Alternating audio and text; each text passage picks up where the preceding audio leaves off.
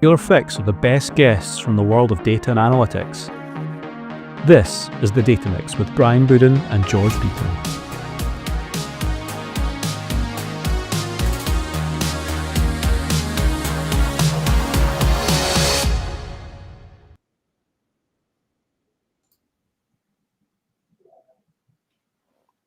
Brian, George, we're back. High five.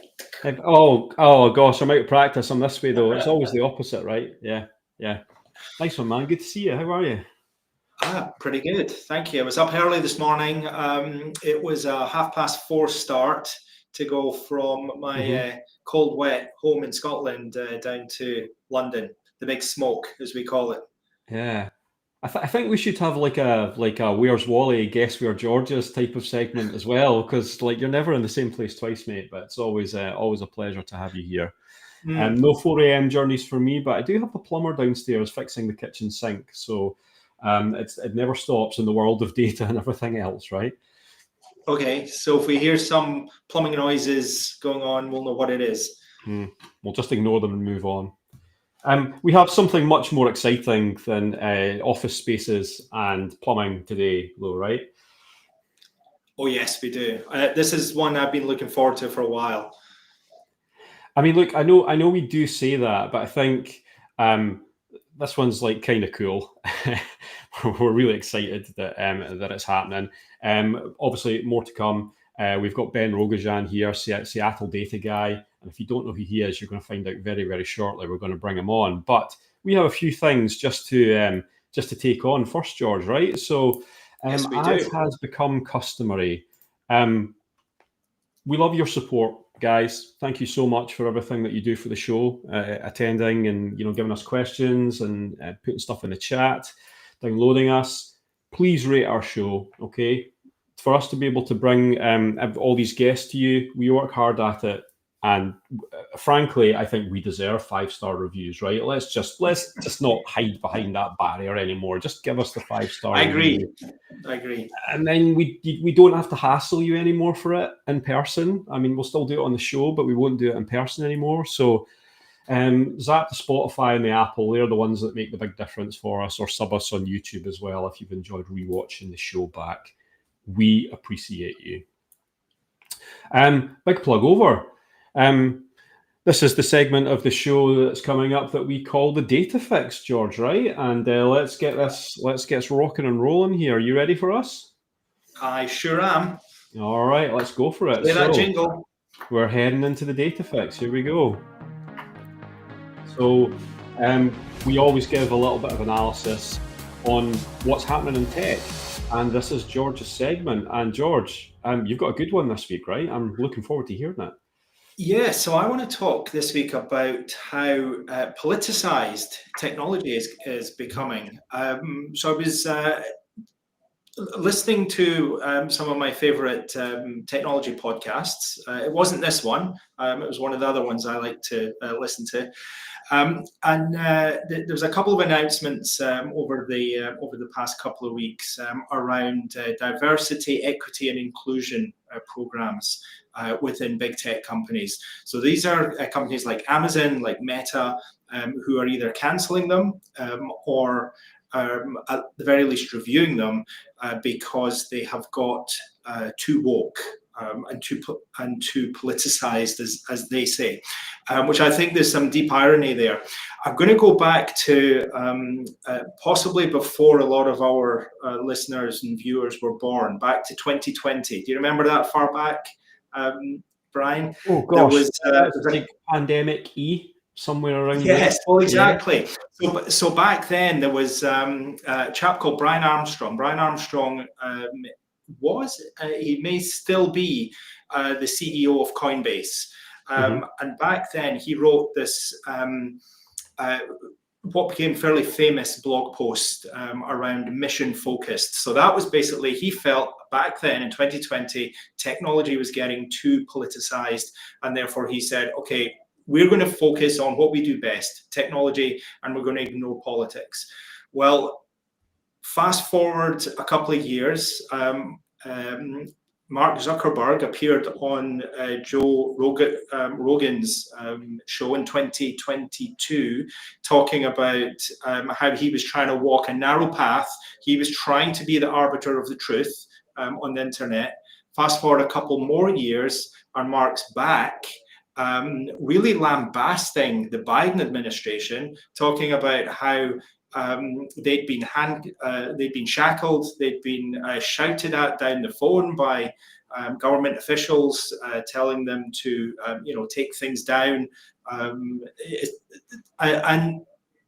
the other thing that sort of jumps out at me is that at the beginning, just before Zuck went onto Rogan's podcast,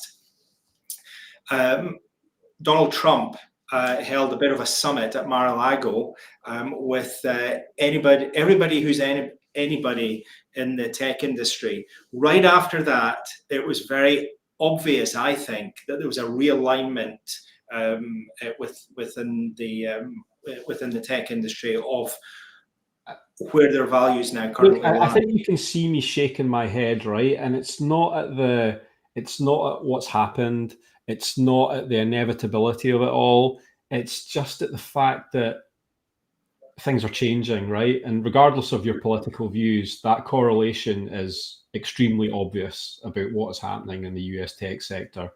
And it's kind of scary. It's kind of scary, the amount of power that is available from different angles, if you know what I mean. Especially with the advent of AI and how that can be jumped on by any government to their own ends.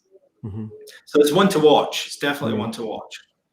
And that is a burning situation as we move towards administrative handover, shall we say it that way, which is not far away now as well. Say it that way. But it's happening here as well. I don't want to labour the point, but I think it was just yesterday that our Prime Minister Keir Starmer said that he was going to make the UK an AI superpower, and starting to throw money at that, except there's been quite a few tech analysts that have come out and said, well, wait a minute, you don't even have the power infrastructure to support what you're talking about.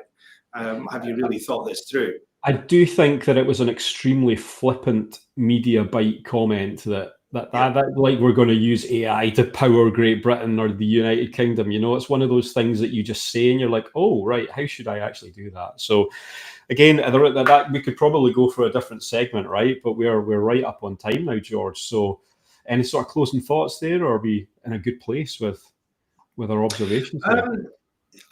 Really just watch how the political sands are moving over time, and how they're moving the tech industry, because the tech industry is very much going to be influenced by politics over the next couple of years. Well, it's fascinating stuff. Thank you, mate. I really appreciate that. That was the Data Fix segment of our show here. And often I don't know what he's going to talk about until we get on the show. So appreciate it, man. Whatever's happening in the news, but it's always bang up to date. Yeah, we are here. But although, the Data Fix is always going to be here, that's an omnipresent, but not everything is omnipresent, including our guest today. So let's get him on. We're delighted to have Ben here. Let's see if we can get all the tech working. Hey Ben, how are you? Hey Ben. Hello. Yeah, I think we've got you down here, right? Yeah. Yes. Yeah. That's right. Down and left and right. Boom, boom. How are you, my friend? I'm well. How about yourself? It's good stuff. No, it's great. I think we've got a bit of time zone adjustment for you, right? Because I don't know what time it must be. Are you on West Coast? I'm on Mountain Time, so it's 8. It's a little past 8. Yeah. Okay. Not too bad. Not too bad. Well, look, it's great to have you here, and it was fab to actually chat to you a few weeks ago as well, and to talk and we're going to talk about a lot of things, right? But why don't you just give like a pretty short intro about yourself and just say hello, and we'll jump into the recording here and let everyone know what we've been talking about. Yeah, of course. Hey there, everyone. My name is Ben Rogojan, aka the Seattle Data Guy. I think a lot of people know me because I put out a ton of content on data engineering, data infrastructure, You can often find it either on Substack here or on YouTube. But in my day-to-day, I consult and help companies set up their data infrastructure and kind of figure out how to get the full value from data, fix whatever processes might be needing to get fixed, so you can do more than just have a bunch of cool tools, but you can also actually change how the business operates. Mm-hmm. And data engineering means a lot of things nowadays, Ben, right? And I think that we're going to talk about some of those things during the call as well. So, for everyone that's here watching live, thank you very much. And we're gonna run our interview now. We are all like right here in the background, and we'll be taking questions like live from the chat at the end as well, if you have any. So feel free to pop something in the chat. And enjoy. George, anything from you before we head into the interview? I'm looking forward to this. I think it was 3 or 4 weeks ago that we recorded this, and I do often say that this is one I'm looking forward to, but we don't often get into the weeds and into the sort of deep down technical details, and I think we did here, and I think that's super important in the world of data engineering, because we can see the results, but we need to understand what is powering these results. So for that, this was a really interesting one for me anyway. Mm-hmm. And I think I mentioned this before on the pre-show, but I think the most important thing of this whole interview is my continuity. I seem to be wearing the same thing that I did on the day of the interview. So that says one of two things about me, and I'll let you decide what those things are. So we're going to run now. We'll see you guys in about half an hour. Look, enjoy the interview, and we'll see you then. See you. Okay, everyone, we're very excited for you all to be here for another episode of the Data Mix. I'm Brian. Over there is that way. George, yeah. Hey, George. And as mentioned earlier, down the bottom, we've got Ben. Hey, Ben, how are you? Hey, hello. Hey, Ben. It's nice to have you here, man. How are you? Yeah, thank you. It's great to be here. Yeah, we were just talking about the contrasting lighting that we have going on here. We're all having our own struggles at different levels, right? So yeah, yes, different sides of the world, different times, different sides. Where are you, Ben? Denver. Oh, Denver. So we'll have to talk about the Seattle part a bit later on, but yeah, Denver. So it's awesome to have you on the show, Ben. Thanks for making the time. And just to get us started here, why don't you give us a little bit of introduction of who you are, and we know where you are now, but who you are and what you've been doing and what all that stuff is. Yeah, no. Again, thanks for having me on. My name is Ben Rogojan. A lot of people do know me as the Seattle data guy, although currently powered by Denver. Been working in data for getting close to 10 years now. Initially started in healthcare, so I worked at a hospital for a little bit doing kind of SQL Server, SSIS, data warehousing, and then worked for a healthcare analytics company, which was a lot more SQL Server, PowerShell, etc. But that company was focused on developing healthcare analytics products to sell to everyone from insurance providers to companies to help them, improve the population health of their companies. Then I did Facebook for a few years, again, kind of working in data engineering. And then finally, I've been consulting kind of the whole time. So recently, for the last 3 years, have been doing independent consulting, and then a ton of content. A lot of people probably know me from either my articles or my newsletter. So yeah. It's a great introduction, and I think you mentioned one of the hallowed companies there, Facebook. So I think a lot of our listeners wonder what it's like to work at a company like Facebook. I mean, what was your experience to work in a FANG type of company? I mean, you don't have to go into it in great detail, but no, what was it like? No, it was a lot of. I mean, there's a lot of good things about it. I really enjoyed the people. The people were all obviously really smart, right? I had someone on my team who was like a PhD in computer science, and just a whole bunch of people who are driven and trying to figure out new ways to, better manage data, better process data, at least from the data engineering side. If you're on the data science side, trying to answer questions that are very niche. Obviously, there's parts of it that you feel very spoiled, like getting breakfast, lunch, and dinner is nice. I will say, as someone who works from home and has to do all that himself all the time, it definitely is just like that extra thing. But no, it was a lot of fun, a lot of opportunities to learn. I think it really forces you to think about the work that you're doing more, because you're you're not competing, but it can feel like you're competing against, 1,000 other people that are doing your job and are questionably, just as good, if not better. Not questionably, they are just as good and many times much better than you at your job. So you're constantly trying to figure out, okay, am I doing things that are worth it? Again, it's not competitive per se, but it's hard not to feel a little bit of competition. Cool. Do you want to talk a little bit about some of the data challenges you were wrangling with there?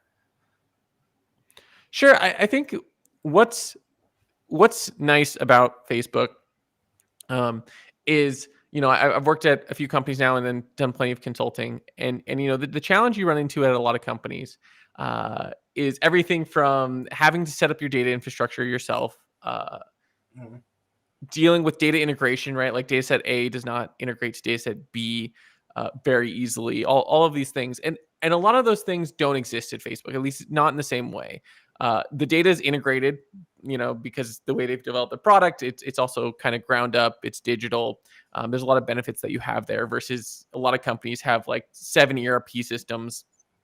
None of them talk to each other. One manages, something on the manufacturing line. One manages something in a different country altogether, and you're trying to piece it all together. Again, not as much of an issue. And then even things like data size is very limited in terms of like who struggles with it. If you're on a team that has big data, you might have to deal with some of those issues. But I'd say a lot of teams there, the amount of compute that Facebook has is usually pretty sufficient. Honestly, a lot of the problems you run into tends to be like, am I doing the right work, right? Like, am I doing work that's impactful? And I think that's what Facebook really tries to do, is they try to remove a lot of the technical friction and make it more about, okay, but like, are you doing work that's actually helpful? Not, are you, solving a technical problem? Every once in a while, you would run into an interesting technical issue or something. I remember having to go through some people's pipelines, like some machine learning engineers' pipelines, and it was like thousands and thousands of lines. And that was a little bit hairy, but overall, a lot of people's workflows, I would say, are in many ways simpler because they've got all this infrastructure that they've set up, and they're basically constantly looking for ways to improve the and reduce that technical friction, rather than like, hey, can you make your life harder? They're trying to figure out how to make engineers' lives easier constantly. Yeah. Yeah, and I would guess in a place like Facebook, the data is pretty well documented. So if you're looking for a data set, then you can relatively well find it. Yes, I would say that it's definitely like more, at least in my experience, like more it's better documented. There we go. It's better documented than in most companies that I've worked with. Some of it is because they kind of force it to happen. Like there is a forcing function where they try to like certify data sets, and by doing that, you have to like fill out a certain number of like column descriptions. You have to describe the table. You have to do a few things in terms of like how to get that. But I would say it's definitely better documented, and it always made it easy for me to kind of like jump in, and like if I needed a data set, I could just easily search for it and find it. Yeah, cool. I think that opens up a really interesting discussion just about data engineering in general, right? Because what you're talking about is a different type of data engineering, with a lot of those foundational challenges have already been resolved on a fairly long-term basis, right? So it's more about how can we present that and how can we build that to the user. But if you're not fortunate enough to work at a FANG in terms of that, the data being structured in that way, data engineering means something pretty different, right? So, like, what can you say about that in terms of the definition of, like, there's kind of how you handle data engineering and there's kind of foundational data engineering. So what are some of the differences there? Because a lot of our audience are based in the area of visualization, and maybe it's a simple thing to ask, but I think it's a good thing to answer, actually. Yeah, I think in terms, so you're asking, like, is there a difference between like foundational data engineering and what was the other one? Yeah, so like rather like building the foundation is different from using the foundation to build something else, right? So Yeah, I think that's a good way of thinking about it. There's the way I often view data engineering is like, you've got like that platform, so someone has to build and manage that platform, and in many companies, that is the data engineering team who either has a data platform engineer or just has to do it, or has to pick a bunch of out of the box solutions that can do it for them. from there, then you kind of have to build what I consider kind of infrastructure still, but it's, that data layer that is your core data model, which represents your company's business as well as you can in, your core entities, right? Whatever your business might be. And that should hopefully, the goal in my mind is generally for that to change at a very slow pace, right? Like you don't want it changing so quickly that anyone building on top of it can't rely on it. So I think that's why I usually also envision that as often infrastructure as well. Even though it's data, it's like, yeah, but it should be treated in such a way that it's almost like software or code, where it's like it's not changing so often that people can't build on it and rely on it. And then from there, you often have this next layer, and this is where like people often, I think, envision data analytics engineers kind of step in, or for most companies, it's just more data engineers. But the layer where you're trying to build that like business value and trying to build those business use cases on top of it. This might be directly going to an analyst or a data visualization engineer or BI individual to build on top of. But that's kind of the vision I have. And yeah, at most companies, you're likely having to do a lot of it yourself. If you're a data engineer, you might have to spin up your own Airflow instance. You might have to, set up and pick your data warehouse solution yourself. So it will depend at the company you are at. Most data engineers won't get to do it because someone will have already done it for you, but like you are the person who's having to kind of manage it. And if a problem occurs, like in your Airflow instance, which is the orchestration tool, it can often have issues that have to do with, maybe how it's set up, and you're gonna have to go figure out why it's down and why you can't even run your pipelines at the moment. So there are a lot of little things like that at Facebook I didn't have to deal with. At other companies I did. And I think that this is one of the differences. And I'm actually kind of like writing an article a little bit about that, about like thinking about data engineering beyond Silicon Valley, because I think we read a lot of articles from Silicon Valley and see the cool technology that they have, and I think there are these aspects of other issues you will face outside of Silicon Valley that are oddly more challenging in some way. Even though you envision like, oh, I want to work on these hard problems at Facebook or Netflix, and they are hard, but there are different problems that are also hard at other companies. Yeah. What I often see there is that sometimes the problems, when you go into an organization whose business is not data might be important to them, but their main business is not data. You can find all sorts of tools cobbled together, lots of data silos, and that actually becomes a really hard problem to solve. Because you're going to look at what is the value of fixing that? What tools do I have? What tools do I want to invest in? Do I want to hire a data architect, for example? Do we need a data warehouse, or can we just pull data right out of the operational systems? And these ones are, they're hard. I've never worked for a FANG or any organization that has a good data structure. Every single organization that I've ever been to has got messy data. Yeah. And it's not to say that Facebook and things don't have messy data. Of course they do, but it's definitely different. It's definitely a smoother process. Like I remember when I realized, I'm like, all I have to do is, for deploying a pipeline, essentially just put together a pretty straightforward Python script and then push it. Like the company I'd worked at before that, because it was kind of more of a startup, like the process of getting code to production was far more laborious. Like I was like, I got to write some release notes. I got to post them on this website. I got to like all these little extra details that weren't there anymore. Yeah.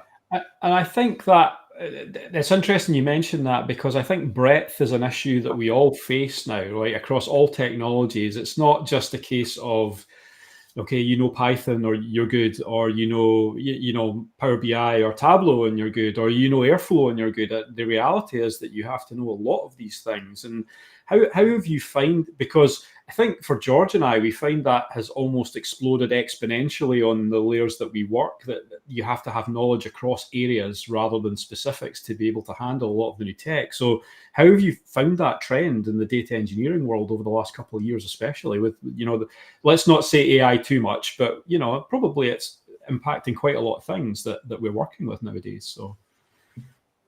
Yeah, no, I think that's kind of an interesting part, where it's like there's this expectation that everyone is semi-technical, right? Like everyone wants, or like the bosses, right? Like VPs and directors want things to happen, and a lot of those things that need to happen require some technical knowledge, or some technical work to get done. And so, there's always been a need for tooling to kind of help people do it, but it is becoming more prevalent, right? Like, hey, it's just use these drag and drop tools, and you're going to be able to automate entire processes.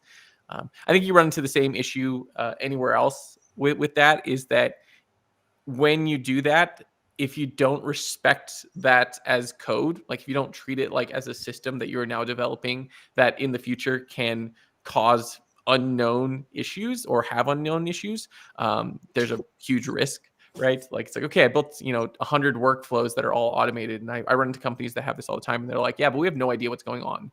All right. And then the IT team's always like frustrated, because then they're like, well, the HubSpot team developed all these automated workflows in HubSpot. We don't actually know what's going on there. No one's testing it. They've just built it, and they're assuming it works. And they're like, sometimes it does, sometimes it doesn't. And so that is another side to it that's always kind of hard. And it's always been there, right? I think the first time I recognized this was when I was using Tableau. And I wrote like an article back in like 2017. It might not even be out anymore, but it was like kind of the dangers of Tableau, which was just the fact that, I was realizing that, it's so easy to use. That's kind of its own danger, right? Like, I can just drag and drop a bunch of things. Anyone can do that. And now, are you putting the right data out there? Who knows? So, yeah. Yeah. I think governance is another area that we could get into there. But one thing I think that you've really touched on in terms of like that knowledge of consultancy, like already you've mentioned like Airflow, you've mentioned Tableau, which are in quite different areas as well. But also you talked about, how do you deal with like fundamental problems when they go wrong, right? And at some point, you're not the person that technically deals with those, but you're the person that has to orchestrate how those problems are fixed, right? And that's a different skill set to have. And I know that we've talked about this a little bit in the past as well, but it intrigues me how you found that part of it, moving away from like a little bit less technical to maybe understanding how teams of people need to attack these types of problems. So again, what are you finding with that, and how have you found that journey moving that? Because obviously if you've come from FANG type of background, you'll be doing this all the time now, right? Yeah, I think that's kind of another interesting part of the world, right? Is you have to eventually start thinking about not just the technical part of getting things done, but also how do you operate teams, and how do you manage them, but also how do you actually get things done and get the right things done. Mm-hmm. Because you can know all these tools, and I think this is the tendency many of us technical people do, is like we can keep scaling horizontally skill wise. It's like, okay, we'll just pick up another tool, another data pipeline tool. Okay, great, now we know 3 data pipeline tools. But in order to actually get things done in organization, you have to eventually start looking towards other skills. You have to be like, okay, how do I get a team to feel like they're attacking a problem together, and making sure they're communicating, making sure they're actually pushing it across the finish line, right? Because if you let a team go at a problem, more than likely what will happen is they will spiral for far longer than they should. Not in terms of like doing the wrong thing. It's weird how things don't get done. It's like the whole, like, I like to say, if you have a good project manager, you'll never notice. If you have a bad project manager, you'll notice. It's kind of was that thing. So if there's not someone to like say like, okay, now that we've gotten this done, let's get XYZ done, and making sure that the people are very like in touch with that, and kind of know what's coming next and know what they have to do next. You kind of never actually move forward. So learning those skills and being able to like communicate, what the vision is and what needs to happen, not necessarily to get the whole thing done, but what needs to happen, next week, what needs to happen, the next week, where you're currently blocked, and how you're planning to get unblocked. All those little things really do, I think, add up to you being able to complete projects efficiently. Yeah. So Ben, from a sort of data lifecycle point of view, where's your sweet spot? Are you in the sort of storing of data, the access of data, so the data pipelines? Are you in that last mile that you were talking about, where you're doing the visualization, the AI, and the sort of sexy part of it? Where do you sit in that continuum? Yeah, I try to help, like, especially as a consultant, I try to be an end-to-end, someone that can help you set up your data infrastructure. I like to say, like, if you ask me to do a data visualization, I will do your traditional data visualization, which is like 3 to 5 metrics on top, a few charts below. So if you want something more than that, happy to find someone that's specialized in it. But that's generally what I will tell most people. It's like, I can do it, but if you want something really nice, and you have a vision of what you think, then we can find someone that really does that well. So that's usually how I view that. Cool. And then who tends to be your clients these days then? Are you looking at sort of enterprise businesses, startups? Is there a particular industry that you're specializing in? Yeah, definitely a lot of mid-sized companies. I think I get a lot of projects that are either people trying to set up their data infrastructure for the first time, migrating their infrastructure. So they're like, hey, we want to go from SQL Server to Snowflake to the cloud. Or the other thing is like, hey, we have a problem. And this could just be classic consulting. Like, someone set some data infrastructure up. We don't know what's going on. Can you come in and kind of help us, untangle this mess? So those are probably the most common projects I get coming my way. Yeah. Good. And anything in the data migration kind of world then? You mentioned HubSpot, sort of HubSpot to Salesforce is and the data behind it. Is that an area that you would touch? Yeah, not as much. No, I don't necessarily do the customer relationships system kind of work. Generally, I've had a few companies that I've worked with and partnered with where they usually bring me in on the flip side, right? They're like, hey, we're doing the Salesforce migration. Can you come in and help us do the data warehouse component of it? So yeah. And tagged on to that, I'm interested to sort of continue on the skills ladder thing, right? Of being technical to being able to sort of team manage as well. And obviously, part of who you are, Ben, is like you've got your outward persona as well, who's pretty popular on several channels now, and you got a lot of followers, and you write a lot of content. So, like, that's another thing that doesn't come naturally to a lot of people. Like, they have a lot of knowledge stuck in here, both technical and consultancy knowledge, but they're either scared to show it or they don't know how. So how did that, was that like a natural transition for you? Because obviously all those followers didn't come overnight, right? That's a lot of hard work and effort and some decisions as well, I guess, how to split your career. Yeah, I think, when I decided I wanted to start doing some more consulting, I think that was part of it. Another part is like, I just wanted to share and create content that I didn't have, kind of trying to get into the data world. So I think those are the two things that I really was focusing on. I was like, hey, I want to get more clients, and a good way to do that is to kind of share, who you are, share your skill set, be willing to kind of, put yourself out there. And then two, also just creating content that I didn't have, whether it was an interview guide, whether it was, just some basic initial projects or something. I think that was all helpful because about 10 years ago, there wasn't a lot in terms of like data engineering in like a single place. There was a lot of components of it, right? Like, you could read Kimball's book for data warehousing. You could, put together all these pieces, but there was very few pieces of content that was like, here's like most of what you need to know for this thing called data engineering. Now we have Joe Reese's book, who's kind of put together a good high-level view of most of what you should know. But before that, there really wasn't much in terms of like a data engineering guide or big picture kind of content. Yeah, look, we'd love to get Joe on. Maybe next year. I had a chat with him, but he just ain't got no room right now. So, but he's running around. I think I just saw a post where he was like, "I'm putting out no content this week because I'm traveling." So, I think he canned his his regular like Monday morning podcast as well. That he did his little 15-minute catch up because it was just too much for him to do with everything else that was happening. So, but I think related to that, I think the social side of data engineering is just like exploding right now. I don't know what has happened, but like my feed, maybe it's just you, but my feed is just blowing up right now with everything to do with data engineering, and there seems to be a huge appetite to learn that stuff. So where do you think that sort of stemmed from? Do you think that's just a tech thing, or like some of the content creators have just like gone really explosive? How do you explain that? Yeah, I think some of the content creators have gotten, they've gotten a lot of traction. I think you probably have a good portion of people who've become data analysts who want to get to that next phase in their career. and view data engineering as the answer, right? Like for me, you can become a high-level data analyst and become super valuable to a company that way. But some people probably want or decided that, hey, you know what? I think data engineering is the way that I want to go. So I think that is some people's next phase.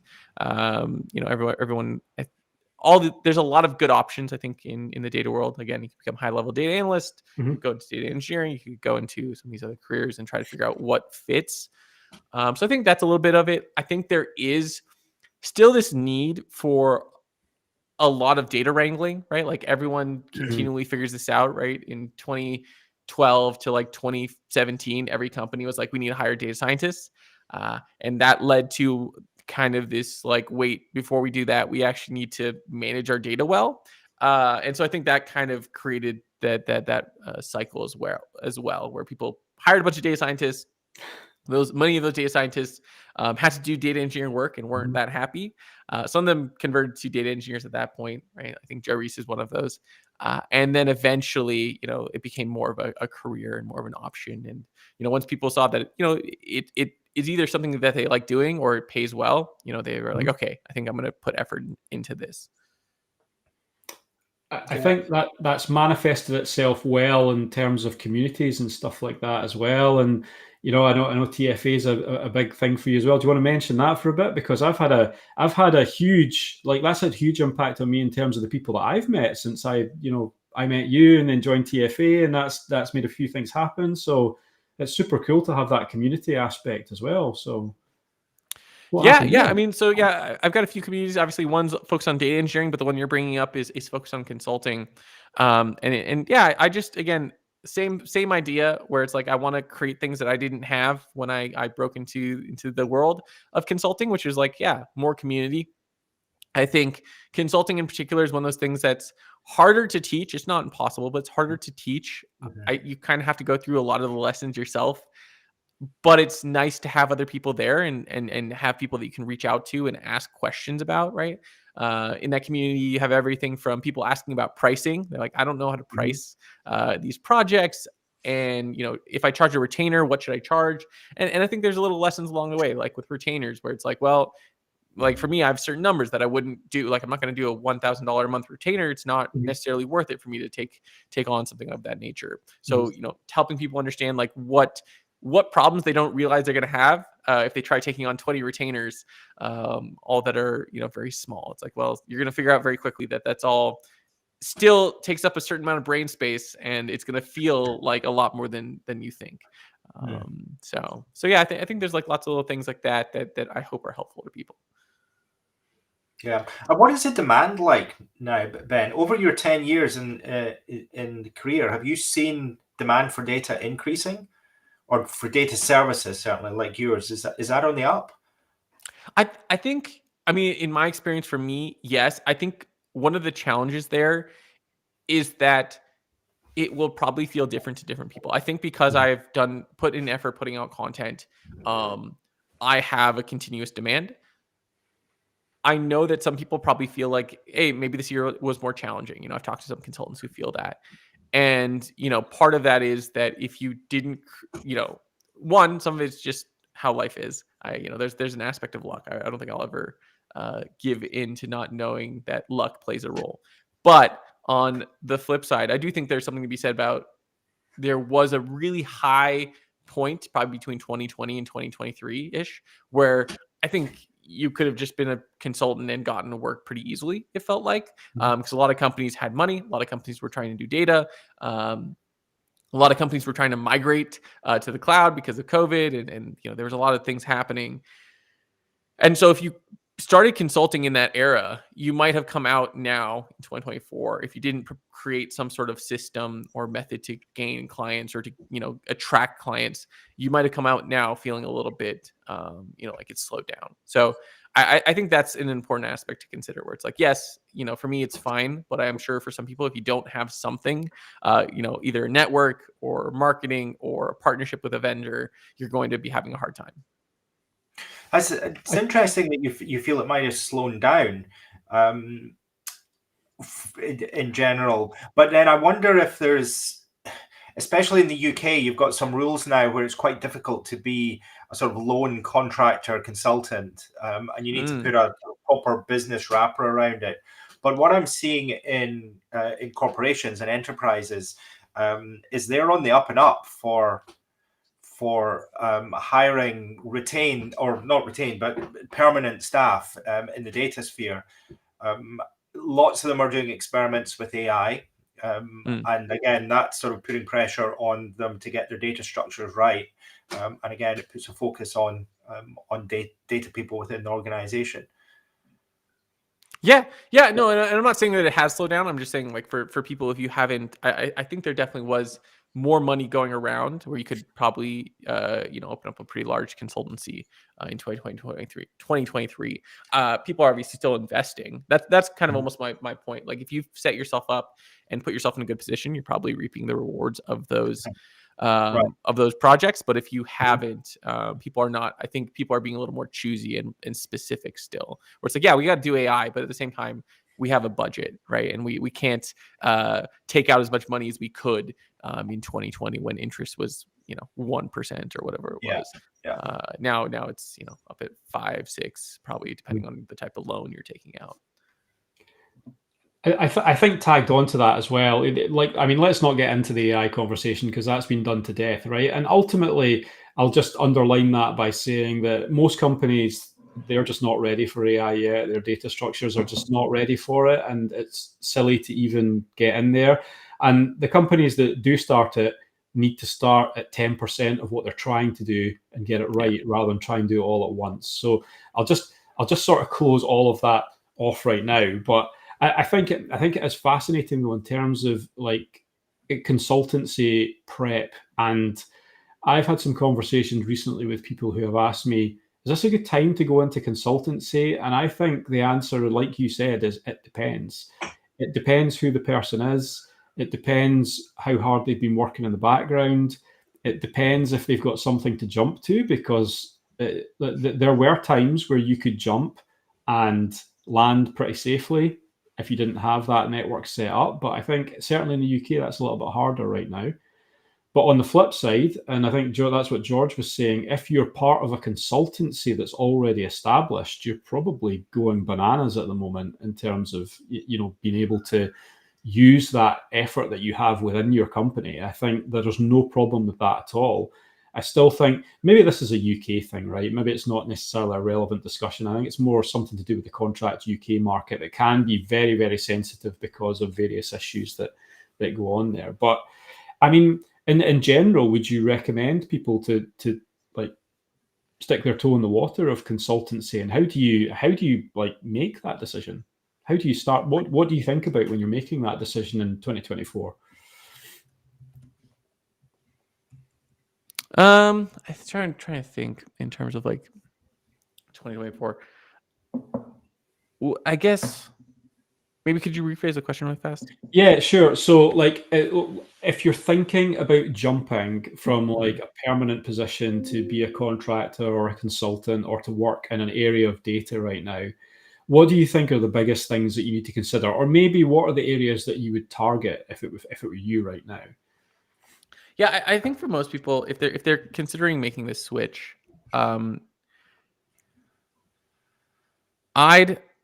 one, don't jump into it too quickly. I think you can always go slowly. I'm biased because that's how I did it.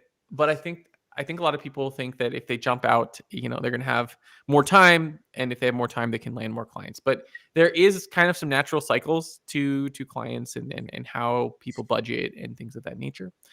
So, building out a reputation in the space, I think, is always good. So, you can always test out by posting on things like LinkedIn.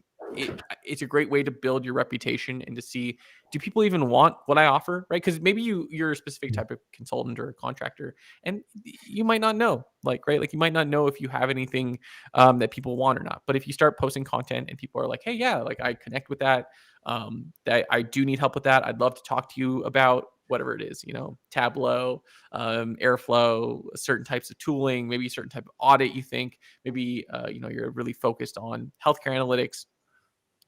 If you can start finding an audience, I think that's always a good place to start. I think that's kind of one of the benefits today of using things like LinkedIn or the internet is that you don't have to go invest a bunch of time to figure out if something can work. You can invest a reasonable amount of time and figure out, hey, is there even demand for this idea or this service that I want to offer, whether it's a contractor or something of that nature. Especially if you're early on in your career. If you're later on, maybe you've got a network, maybe you've worked long enough that you can lean on that. I'd say that's where a lot of consultants I know actually focus a lot of their time, is they just have a good network, and that's where a lot of their work comes from. But if you're new, you probably don't have that. And so you have to find a different way to, one, build a network, but also two, to like show your skills and your expertise. So I think that's what I usually tell most people as they're trying to kind of break in. Well, I think that's, it's quite enlightening to hear, just because a lot of people that we know and we see, watching the show, maybe haven't done this before, and they don't know where to start. So to get the advice from someone who's been there and walked, to be honest, Ben, you've walked the walk and you've talked the talk now. And I think that'd be, like a nice way to finish off here, is just to, why don't you talked about Denver, you talked about Seattle, but why don't you let us know a little bit about some of the ways that we can get in touch with you, we can follow you online, because there are quite a few. So where can we get you nowadays? Yeah, so I try to put content out, it feels like everywhere at this point. So everything from YouTube to LinkedIn to Substack. I think those are probably the three main places I put content out. If you want, you can also join the Discord if you're interested in learning more about data engineering. It's got like 8,000 people who just try to talk about learning more about data engineering. Or Brian, as you found out, the TFA has got a lot of good consulting content on it. Yeah. Anything final from you, George? Yeah. Keep it short, but Ben, tell me, what's your dream data stack? I don't know. I try not to pick sides on any tooling too much. I think I've always tried to. I don't think there's like a perfect set of tools. In a perfect world, I think there is this future where you have some sort of open table format, probably Iceberg, since that's what everyone's going to use. That then lets you pick your your compute solution, compute engine that you want to pick from there, whether that's Spark or Snowflake or Trino or something of that nature, and then have some level of orchestration on top of that. I will always have a soft spot for Airflow, because I think that's where I started with orchestration. So something of that nature. It's not a perfect stack, but it's what works. I think that's an ideal world. Companies like Facebook have made it happen where, like, again, we could just pick whatever compute engine we wanted. Then if there was a better, if you had a better use case for Spark or a better use case for Presto, you could easily just select it and it wasn't an issue. Yeah, I think that's probably about it.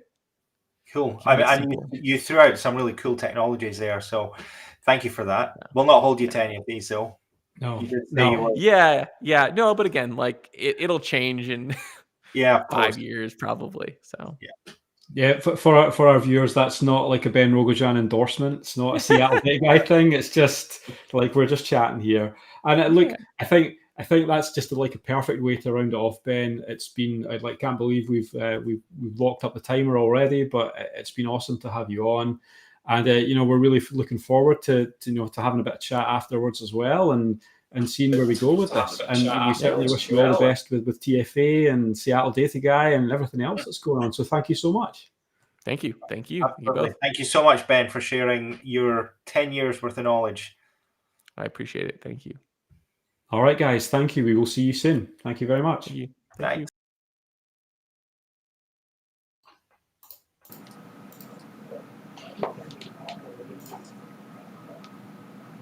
Look at that. We're back again. Right. Trying to figure out if there's an echo. Someone's got the echo. George is pulling the grimace face like at him. So yeah. But I'm gonna. I've just muted myself. Okay. No worries. So that was awesome, Ben. And something happened like during the interview, right, which never usually happens, and that we got some pretty big breaking news, I think, right? So let me see if I can just share my screen, and maybe we can just have a very quick chat about that to start with. So let's just talk about the first one if we can. Yeah. No. All right, so let me just see if I can just on the fly get us. There we go. We're all in there. So the very first one, right? And you were talking about Iceberg right at the end of the interview there, and it turns out that Qlik literally today have announced that they have acquired Upsolver. So what are your thoughts on that? Not to just throw it out to you, but I know you already scribbled a post down real quick. So Yeah. I mean, I think it's interesting, right? Like everyone, I mean, with the Iceberg connection, everyone wants to make sure they have, have access to it. Because that's really what it's going to be about. You're going to want to make sure you have systems that can access it, either ingest data into it, like tools like Estuary or something of that nature, or have access to it from the sense of like your dashboard. We have that code again. I'm just going to mute George for now, okay? Because he's double echoing. Keep going, Ben. You're good. So they just got acquired, and I think the more interesting thing, right? Like Rivery got acquired before the end of last year. Now I'm spacing on who it was, but Rivery also got bought out, and also the other bit of news is that SDF Labs also got bought out. So I think what's interesting is we're seeing a lot of companies kind of consolidate.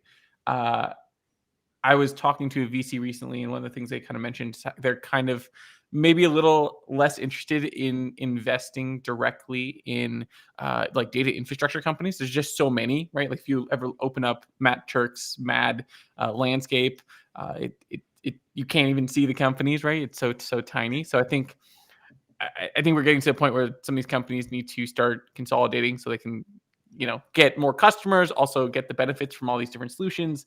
Again, from Qlik's standpoint, right? Like optimize probably their ability to interact with Iceberg, and also get more customers. And so I think that's what we're going to be seeing probably for the next little year or so.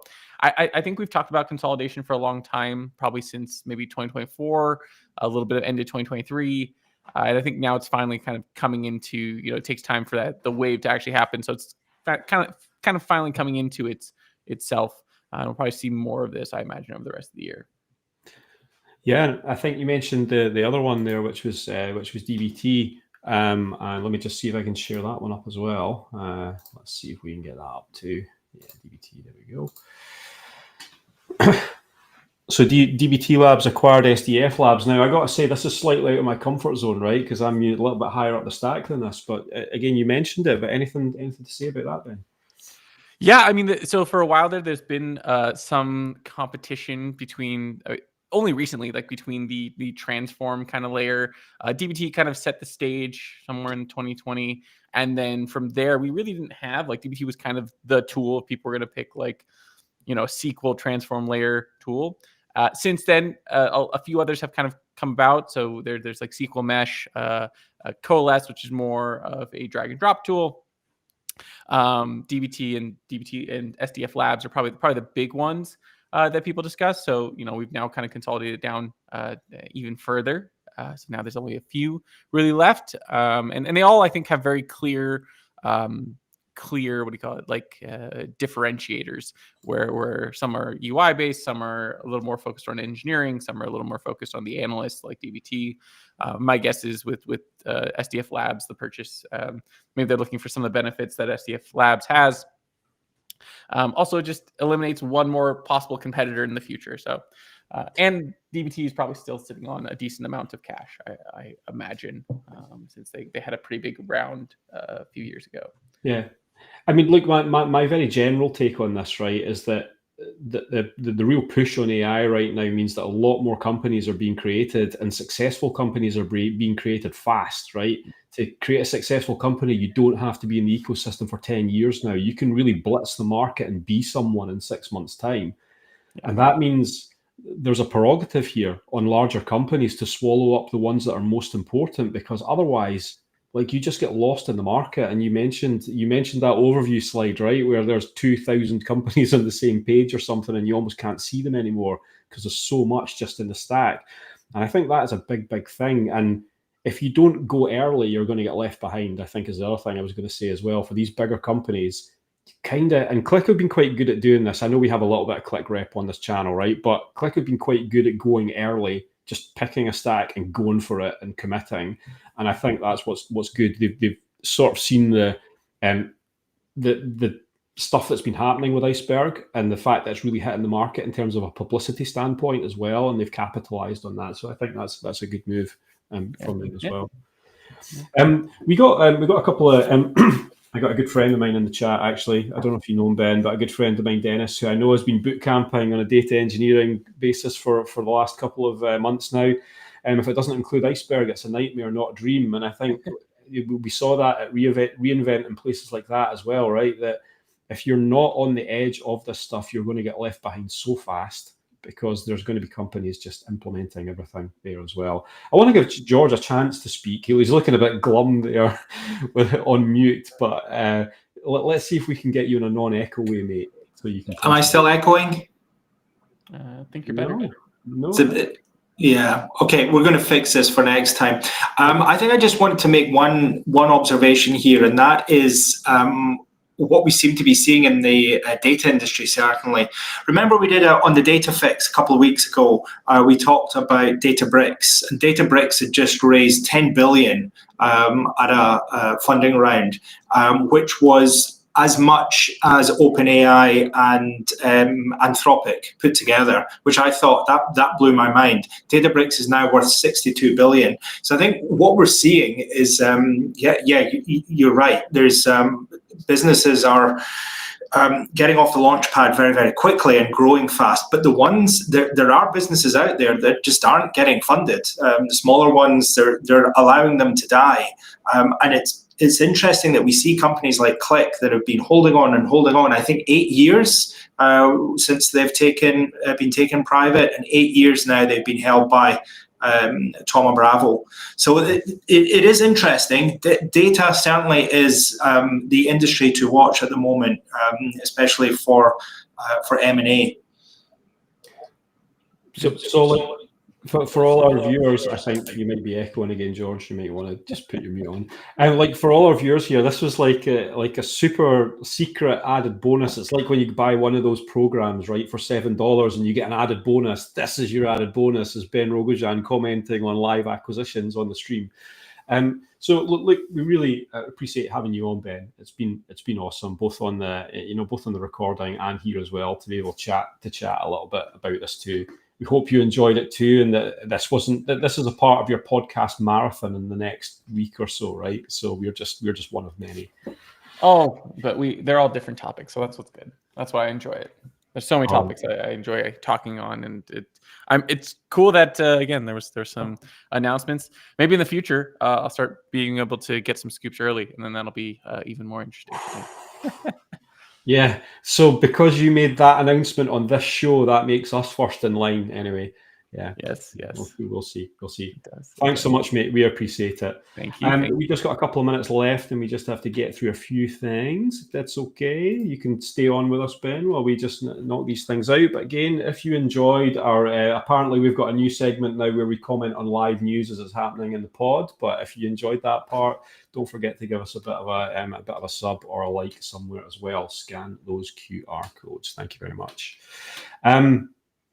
We are super organized, man. We are on episode 4 we're actually on episode 4 right now. So there's the first typo. But for episode 5, man, we just keep getting bigger. We've got the head of developer relations at Slack. We've got Curtis Kemple coming on as well, and obviously, Slack tied in with Salesforce and Tableau as well. So super exciting guest to have on there. Understand a bit more about the Slack ecosystem. But I know Kurt a little bit. I met him last year, and he's a big advocate of making technology available to everyone everywhere. And he's going to talk a little bit about that story with us as well. And again, it's just an incredibly valuable guest for us to have on. We're just super humbled by everyone that is accepting us as well. So looking forward to seeing Curtis, and that will be exactly 2 weeks from today. That will be on Tuesday, the 28th of January. We are keeping you up to date every 2 weeks with the Data Mix. So all that's left really is for us to all say goodbye. I'll even unmute George so he can say goodbye. as well. Thanks again so much, Ben. It's been totally awesome to have you here. Thank you, everyone, for listening. Don't forget to catch our next episode. George? Thank you, Ben. I feel like I'm on the naughty step here because of my echo, but honestly, that's a really insightful podcast and a nice little bonus at the end. Fantastic. Yeah, thank you. Thank you all. Super. Thanks, everyone. We'll see you in a couple of weeks. All the best. Bye.